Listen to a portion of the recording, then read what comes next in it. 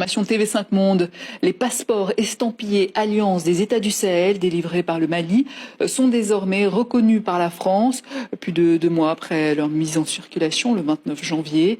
Pendant plusieurs semaines, un retard dans la procédure de reconnaissance avait empêché certains Maliens détenteurs de ces passeports de voyager en France. Lola Colomba, bonsoir. Bonsoir. Vous êtes journaliste TV5 Monde, vous avez enquêté sur ce dossier, dites-nous en plus. Eh bien Nidia, on l'a appris en effet hier de sources gouvernementales françaises. La procédure de reconnaissance de ces passeports par la France aura au final pris un peu moins d'1 mois, puisque les autorités de Bamako ont remis le spécimen type au service consulaire français le 10 mars dernier seulement. C'est une étape qui était pourtant indispensable à sa reconnaissance, et c'est donc cet envoi tardif qui a bloqué pendant plusieurs semaines les démarches de certains citoyens maliens. Sur les réseaux sociaux d'ailleurs, certains s'en étaient plaints. Écoutez cet homme, il raconte un épisode qui aurait eu lieu selon lui à l'ambassade de France à Bamako. Quand ma femme a voulu déposer le passeport pour sa demande de visa, le consulat lui a dit « Ce passeport, on ne peut pas le prendre. Si ça avait été un passeport CEDEAO, oui, mais celui-là, non. » On a tout fait, mais ils ont refusé et ils ont dit à ma femme de repartir. On n'a pas compris. De notre côté, on a eu vent de plusieurs imbroglios similaires, mais le 29 mars dernier, le colonel Mamadou Sougouna s'était exprimé sur la chaîne malienne ORTM. Il avait tenté de rassurer les Maliens. Tout début est difficile. Effectivement, au tout début, on a des concitoyens qui ont dû avoir des problèmes de visa, notamment dans certaines chancelleries, pas toutes, bien avant le 29 janvier.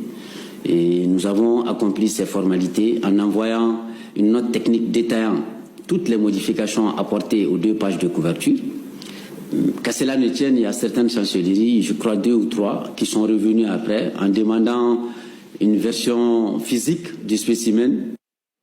Depuis la fin de la semaine dernière, en tout cas, la situation est donc réglée puisque les autorités françaises ont terminé la procédure de reconnaissance de ce passeport AES malien. En revanche, c'est toujours pas le cas des passeports AES burkinabés et nigériens puisque les démarches n'ont pas été enclenchées. On a tenté de joindre les gouvernements de Ouagadougou et de Niamey à ce sujet, mais sans succès. Et là, dans ce dossier, il y a autre chose qui interroge. Ces passeports estampillés AES sont produits par une société française. Un choix surprenant au vu des relations glaciales entre Paris et Bamako. Bah oui, Nidia, et l'entreprise, elle s'appelle Idemia et en fait, elle produit ces passeports maliens depuis 2015 à raison de 12 à 16 000 documents chaque mois en moyenne.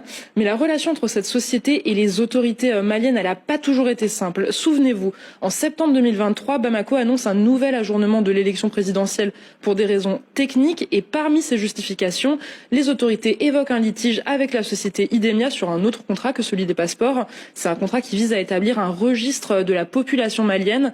À l'époque, Bamako accuse Idemia de prendre en otage ces données. Idemia dément formellement. On a interrogé leur porte-parole à ce propos.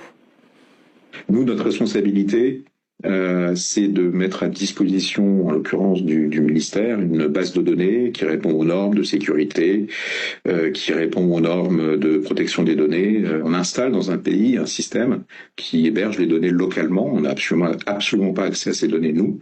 Une fois qu'il est installé, c'est terminé, ça appartient à l'État malien, c'est de la responsabilité de l'État malien de l'opérer et de le faire fonctionner.